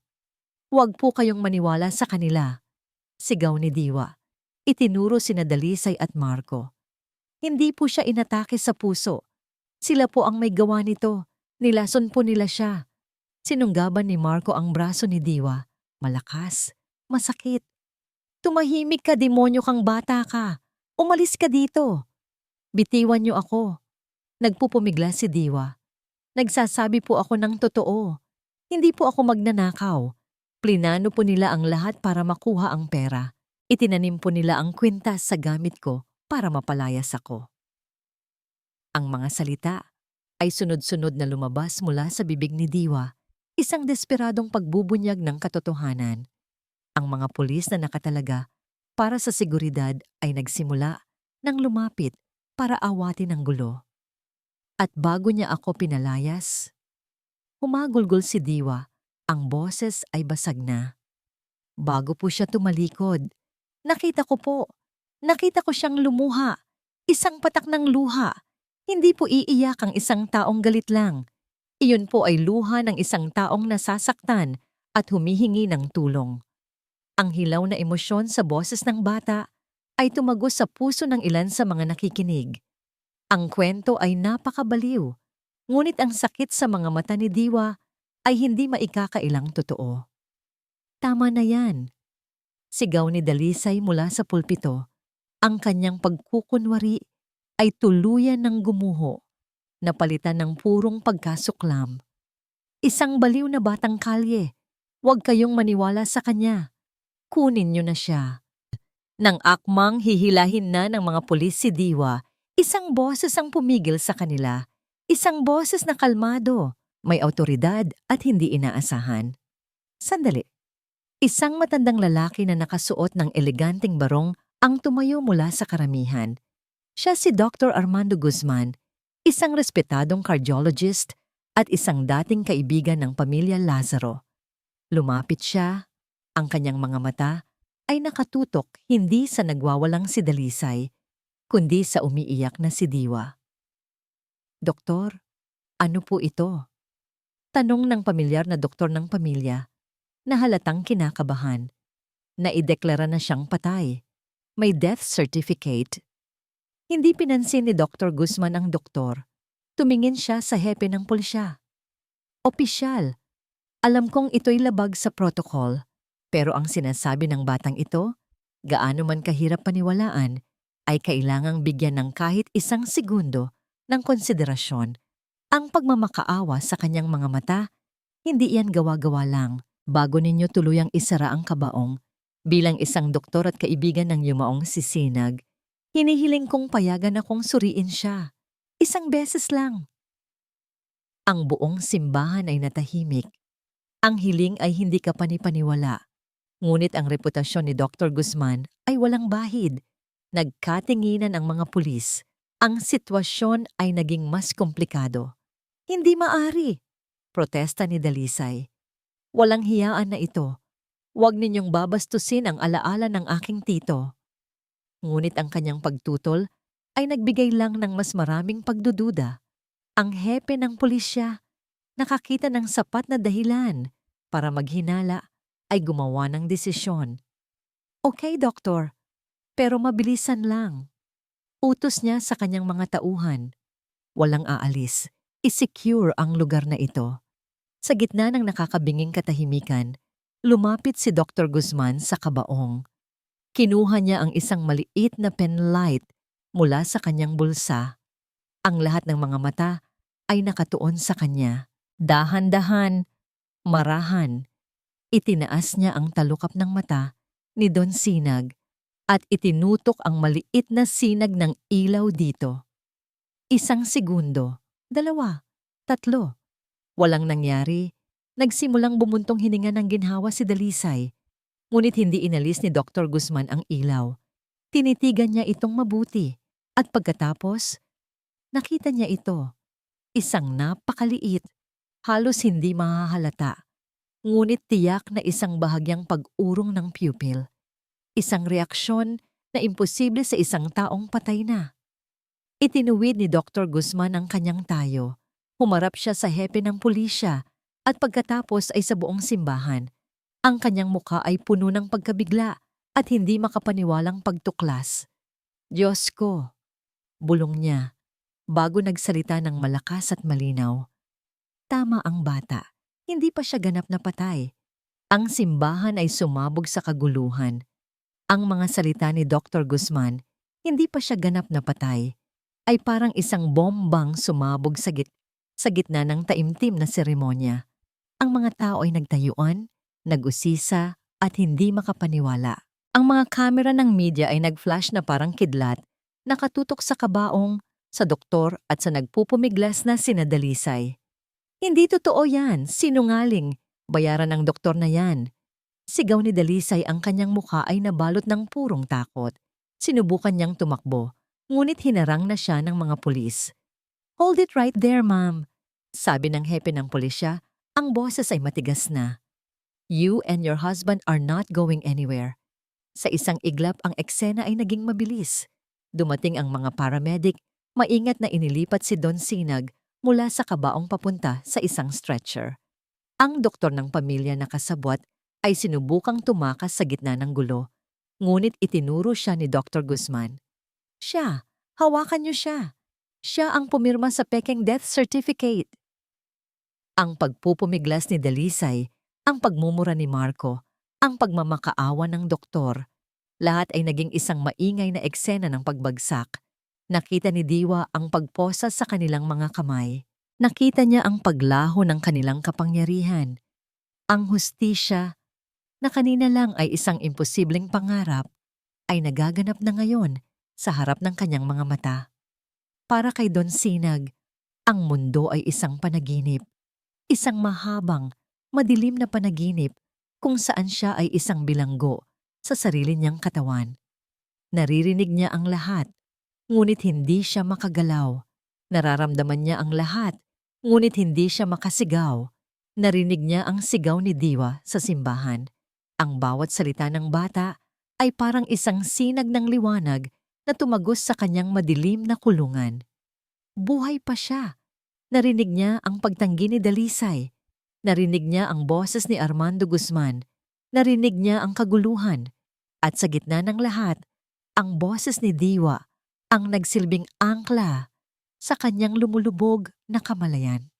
Ang bata, ang kanyang pag-asa. Naramdaman niya ang pag-angat sa kanya, ang tunog ng sirena ng ambulansya, ang mabilis na pagtulak sa kanya sa mga pasilyo ng ospital. Narinig niya ang mga terminong medical na hindi niya maintindihan. Tetrodotoxin, induced paralysis, slowed metabolic rate. Naramdaman niya ang tusok ng karayom, ang pagpasok ng malamig na likido sa kanyang mga ugat. Ang bawat tunog at pakiramdam ay isang hakbang palayo sa kadiliman. Ang paralysis na bumihag sa kanya ay unti-unting bumibitaw. Una, isang bahagyang panginginig sa dulo ng kanyang daliri. Pagkatapos, ang kakayahang igalaw ang kanyang mga mata. At sa wakas, isang malalim, nanginginig na paghinga. Ang unang pagmulat ng kanyang mga mata ay masakit. Ang puting ilaw ng ospital ay masyadong matindi. Pumikit siya muli. Sinubukan niyang muli, dahan-dahan. Ang mga hugis ay unti-unting naging malinaw. Isang kisame, isang IV drip, at isang mukha na puno ng dumi at tuyong luha. Ngunit ang mga mata ay nagniningning sa pag-asa at pag-aalala. Ang mukha ng batang sumugal ng lahat para sa kanya. Sinubukan ni Don Sinag na magsalita. Ngunit ang kanyang lalamunan ay tuyong-tuyo. Isang garalgal na tunog lang ang lumabas. Ngunit sapat na yon. Don Sinag! Napasigaw sa tuwa si Diwa. Ang kanyang pagod ay napalitan ng purong kaligayahan. Hinawakan niya ang kamay ng matanda, mahigpit, na para bang takot siyang mawala itong muli. Gising na po kayo. Sabi ko na nga ba buhay pa kayo? Ang mga luha na ngayon ay dumadaloy sa pisngi ni Diwa ay hindi na luha ng pighati, kundi luha ng tagumpay at ginhawa. Ang init ng kamay ng bata ang nagbigay ng lakas kay Don Sinag. Muli niyang sinubukang magsalita at sa pagkakataong ito, isang salita ang nabuo. Diwa, iyon lang, ngunit sa salitang iyon nakapaloob ang lahat. Pasasalamat, pagsisisi, at isang pag-ibig na mas malalim pa sa dugo. Sa mga sumunod na araw, habang unti-unting bumabalik ang lakas ni Don Sinag, ang buong katotohanan naman ang lumabas sa imbestigasyon. Umamin ang doktor na binayaran siya ni Dalisay para mag-inject ng isang controlled dose ng lason na nakuha mula sa butete na nagdulot ng state of suspended animation, isang perpektong imitasyon ng kamatayan. Umamin siya sa takot na siya lang ang mapagbuntunan ng buong kasalanan. Ang motibo, ang pagbabago sa huling habilin, ay naging malinaw. Ang mga bank account ni Dalisay at Marco na nagpapakita ng malalaking utang ay nagsilbing karagdagang ebidensya. Ang kaso ay matibay. Ang dating respetadong mag-asawa ay naging sentro ng isang iskandalong gumimbal sa alta sosyedad. Isang hapon, habang si Don Sinag ay nakaupo na sa kanyang hospital bed, pinapanood ang balita. Pumasok ang kanyang abogado. Sir, sabi ng abogado, ang lahat ng ebidensya ay naisaayos na. Nakakulong na sila at walang piyansa. Ang buong kwento ay nasa kamay na ng piskal. Ngayon, nag-atubili ang abogado. Mayroon lang pong isang katanungan na kailangan nating sagutin para sa hinaharap. Ang tungkol po sa huling habilin ninyo. Ano po ang gusto ninyong gawin ngayon? Ngumiti si Don Sinag, isang tunay, payapang ngiti. Tumingin siya sa labas ng pinto ng kanyang silid. Doon, sa pasilyo, nakita niya si Diwa na masayang kausap ang mga nurse. Ikinukwento ang kanyang mga naging karanasan sa lansangan na para bang mga adventure. Ang bata ay isang bukas na libro ng katatagan at kabutihan. Ibinalik niya ang tingin sa kanyang abogado. Ang desisyon ay matagal nang nabuo sa kanyang puso mula pa noong una niyang makita ang drawing. "Mayroon akong babaguhin, attorney?" Sabi ni Don Sinag. Ang boses ay mahina pa, ngunit puno ng katiyakan. Pero hindi lang iyon. Mayroon din akong idadagdag, isang napakahalagang bagay. Tumingin siya muli kay Diwa. Ang kanyang mga mata ay puno ng pagmamahal ng isang ama. "Gusto kong simulan ng proseso. Ang proseso para gawin siyang isang tunay na Lazaro." Lumipas ang ilang buwan. Ang iskandalo ay unti-unting humupa, napalitan ng ibang mga sariwang balita. Ngunit para sa mga sangkot, ang epekto nito ay panghabang buhay. Sa huling araw ng paglilitis, hinatulan sina Dalisay at Marcos Silang ng habang buhay na pagkakakulong para sa kasong attempted murder at falsification of public documents. Walang pagsisisi sa kanilang mga mukha, tanging malamig na pagtanggap sa kanilang pagkatalo. Sa kanilang paglabas ng korte, hinarap sila ng galit ng publiko at ng walang awang pag-flash ng mga kamera, isang napakalayong larawan mula sa dati nilang buhay na puno ng karangyaan at respeto. Ang kanilang kasakiman ang naging sarili nilang kulungan.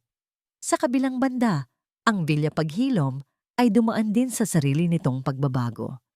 Sa ilalim ng pangangasiwa ni Don Sinag, na ngayon ay ganap ng malakas, ang mansyon ay muling binuhay.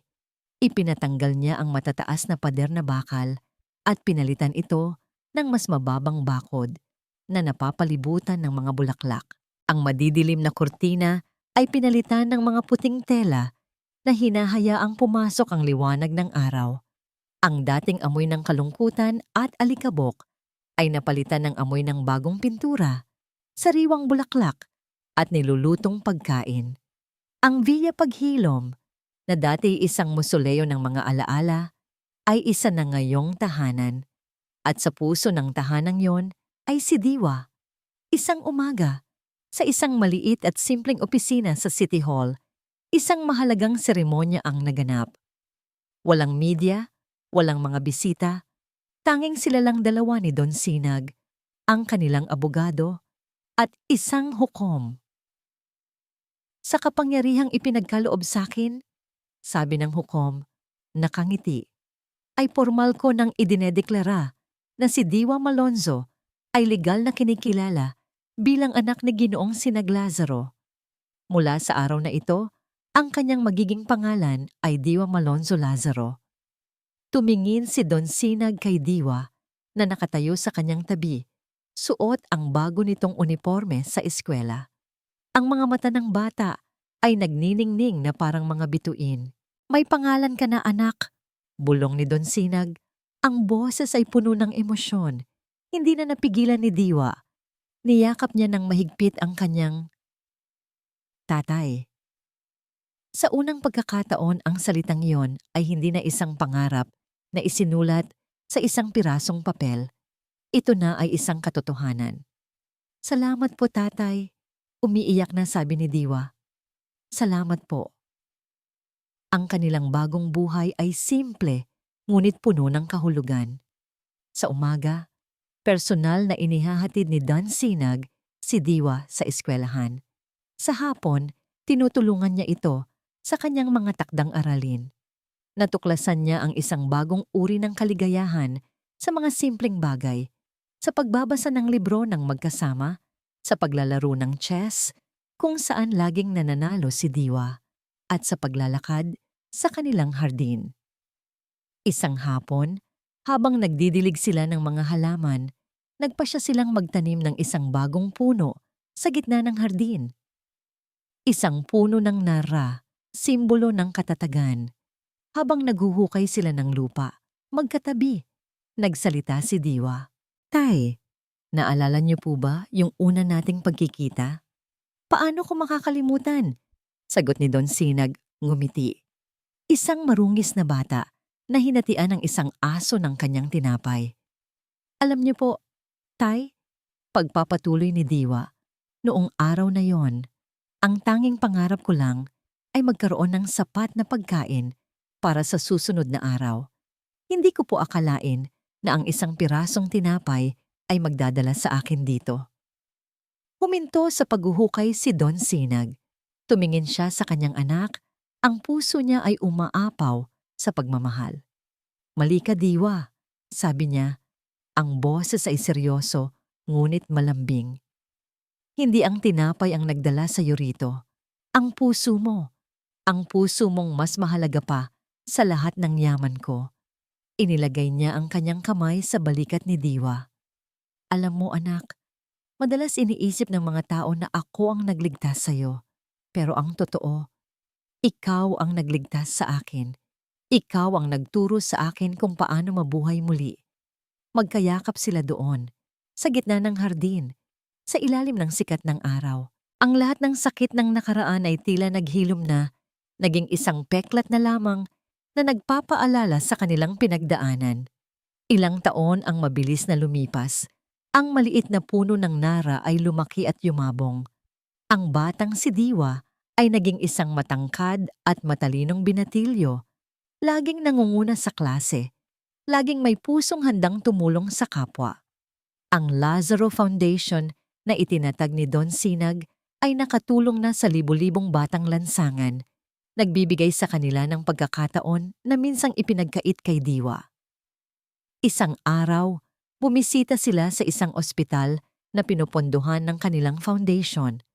Habang naglalakad, may isang lalaking naka-Amerikana ang bumati kay Don Sinag, isang matangkad na binata na may malinis na gupit at matalinong mga mata. Tay, handa na po ang lahat para sa dedication ng bagong pediatric wing, sabi ng binata, nakangiti. Tumingin si Don Sinag sa kanya, puno ng pagmamalaki. Salamat anak. Ito na si Diwa, isang binatang nasa kolehiyo, kumukuha ng medisina. Ang kanyang pangarap ngayon ay hindi na lang para sa sarili niya, kundi para sa iba. Ang maging isang doktor para sa mga batang walang kakayahang magpagamot. Ngunit ang kwento ay hindi pa tapos. Sa ospital na yon, may isang doktora na laging nakangiting bumabati sa kanila. Isang babaeng may mahinahong boses at mga matang puno ng kabaitan. Si Dr. Kalinaw Reyes, ang doktor na unang tumingin kay Don Sinag nung ito'y isinugod mula sa simbahan. Siya ang naging regular na doktor ni Don Sinag at sa paglipas ng panahon, naging malapit na kaibigan ng pamilya.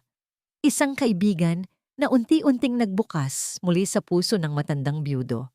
Ang bagong simula ay hindi lang para kay Diwa. Ito ay para rin kay Don Sinag. Lumipas pa ang maraming taon. Ang mga pahina ng kalendaryo ay pinalis ng hangin. Bawat isa ay nag-iiwan ng mga alaala ng tawanan, pag-aaral at pagmamahal. Ang Villa Paghilom, na dati ay isang simbolo ng kalungkutan, ay naging isang buhay na testamento sa kapangyarihan ng paghilom. Si Dr. Diwa Malonzo Lazaro, ang pangalan ay musika sa pandinig ni Don Sinag, ay hindi lang isang doktor. Siya ay isang himala. Sa umaga, siya ay isang respetadong pediatrician sa isa sa mga pinakamalaking ospital sa bansa. Sa hapon, inaalis niya ang kanyang puting coat at nagsusuot ng simpleng t-shirt. Naglalaan ng oras sa isang maliit na klinika na itinayo ng Lazaro Foundation sa puso ng distrito ng mga Sampaguita. Doon, sa mismong mga lansangan kung saan siya dating natutulog na gutom, nagbibigay siya ng libreng gamot at pag-aalaga sa mga batang katulad niya noon. Hindi niya kailanman kinalimutan ang kanyang pinanggalingan. Sa katunayan, iyon ang nagsisilbing panggatong sa kanyang apoy. Sa bawat batang ginagamot niya, nakikita niya ang kanyang sarili. At sa bawat ina na nagpapasalamat sa kanya, naririnig niya ang mga dasal na hindi niya nagawang bigkasin para sa sarili niya noon. Ito na ang kanyang pamana, ang ipagpatuloy ang siklo ng kabutihan na nagsimula sa isang pirasong tinapay. Si Don Sinag naman, na ngayon ay may mga guhit na ng katandaan sa muka, ngunit may ningning ng kabataan sa mga mata, ay natagpuan ang kanyang sariling bagong simula. Ang pagkakaibigan nila ni Dr. Calinaw Reyes ay namulaklak sa isang pag-ibig na tahimik, matatag, at puno ng pag-unawa. Ikinasal sila sa isang simpleng seremonya sa hardin ng Villa Paghilom, sa ilalim ng mayabong na puno ng nara na itinanim ni Nadiwa. Si Calinaw, ang pangalan niya ay perpektong naglalarawan sa kung ano ang dinala niya sa buhay ni na Don Sinag. Kapayapaan, kaluwagan, ang huling piraso na bumuong muli sa basag na pamilya Lazaro. Hindi niya sinubukang palitan si Elena, ang unang asawa ni Sinag. Sa halip, iginalang niya ang alaala nito at kasama ni Sinag, bumuo sila ng isang bagong kabanata. Isang gabi, ang 3 miyembro ng pamilya Lazaro ay magkakasamang naghahapunan. Ang mahabang lamesa na dati ay simbolo ng pag-iisa ay puno na ngayon ng buhay at kwentuhan. "Kamusta ang klinika, anak?" tanong ni Don Sinag habang nagsasali ng sopas sa mangkok ni Diwa. "Mabuti naman po, Tay," sagot ni Diwa. "May bago po kaming pasyente, isang batang babae, matalino at masayahin pero may malubhang hika. Gagawa po kami ng paraan para mabigyan siya ng pangmatagalang gamutan." Ngumiti si Calinaw. Hinawakan niya ang kamay ng kanyang asawa. "Manang-mana ka sa tatay mo. Ang puso laging nasa pagtulong." Tumingin si Don Sinag kay Diwa. Ang pagmamalaki sa kanyang mga mata ay hindi maikukubli. "Hindi, mahal. Masigit pa siya sa akin. Ako, natuto lang akong tumulong noong mayroon na akong lahat. Si Diwa, tumutulong na siya kahit noong wala pa siyang anuman." Pagkatapos ng hapunan, nagtungo si Diwa at Don Sinag sa balkonahe, isang ritual na madalas nilang gawin. Tanaw mula roon ang kumikinang na mga ilaw ng lungsod. "Tay," sabi ni Diwa, "minsan, iniisip ko pa rin sila. Sina Dalisay." Huminga ng malalim si Don Sinag. "Ako rin, anak. Hindi galit ang nararamdaman ko para sa kanila, kundi awa." Ipinagkakait nila sa kanilang sarili ang isang bagay na mas mahalaga kaysa sa anumang pera, ang kapayapaan ng kalooban. Sana, balang araw, mapatawad din nila ang kanilang mga sarili, sabi ni Diwa. Tumingin si Don Sinag sa malayo. Ang pagpapatawad ay isang mahabang paglalakbay. Ang mahalaga ay ang sarili nating paglalakbay. Inakbayan niya ang kanyang anak. "At ang paglalakbay nating dalawa, ito ang pinakamagandang regalong natanggap ko sa buhay." Nakatayo sila roon, mag-ama, sa ilalim ng mga bituin, isang dating bilyonaryong isinalba mula sa kulungan ng kanyang kalungkutan at isang dating batang lansangan na isinalba mula sa kahirapan ng buhay. Magkaiba man ang kanilang pinanggalingan, ang kanilang mga puso ay pinag-isa ng isang pambihirang kabutihan. Ang kanilang kwento ay hindi tungkol sa yaman o sa trahedya. Ito ay isang kwento tungkol sa pag-asa, tungkol sa kung paano ang isang maliit na sinag ng liwanag mula sa isang batang may pusong ginto ay kayang magpabago ng lahat, maghilom ng pinakamalalim na sugat at bumuo ng isang pamilya hindi mula sa dugo, kundi mula sa pag-ibig. Ang pamana ni Diwa at Don Sinag ay hindi ang kanilang pera o pangalan, kundi ang isang simpleng katotohanan na ang tunay na kayamanan ay hindi nasusukat sa kung anong mayroon ka, kundi sa kung anong kaya mong ibigay. At dito po nagtatapos ang makulay na kwento ni Diwa at Don Sinag. Mula sa kaibuturan ng aking puso, maraming pong salamat. Salamat sa inyong tapat na pagsama sa amin, sa bawat kabanata, sa bawat pagpatak ng luha, at sa bawat pagsilip ng pag-asa. Habang isinusulat ko ang kwentong ito, naramdaman ko ang bigat ng kalungkutan ni Don Sinag at ang di matatawarang kabutihan sa puso ni Diwa. Ang bawat salita ay isang paalala na kahit sa pinakamadilim na gabi, mayroong isang munting liwanag na naghihintay lamang na matagpuan. Ito po ang kwento ng pag-asa na ang isang tunay na pamilya ay hindi laging nabubuo sa dugo, kundi sa pag-ibig na walang hinihintay na kapalit. Ito rin ay isang kwento ng pagpapatawad, hindi lamang para sa iba, kundi para na rin sa ating mga sarili, upang makalaya tayo sa mga pader na tayo mismo ang nagtayo. Ngayon, nais ko namang marinig ang inyong tinig. Ano ang pinakapumatak na aral sa inyo mula sa kwentong ito? Aling bahagi ang kumurot sa inyong puso? Hinihiling ko po na iwan ninyo ang inyong mga saloobin sa comment section sa ibaba. Ang bawat isa ay mahalaga at binabasa po namin hanggang sa ating muling pagsasama sa panibagong kwento ng puso. Kwentong Damdamin TV.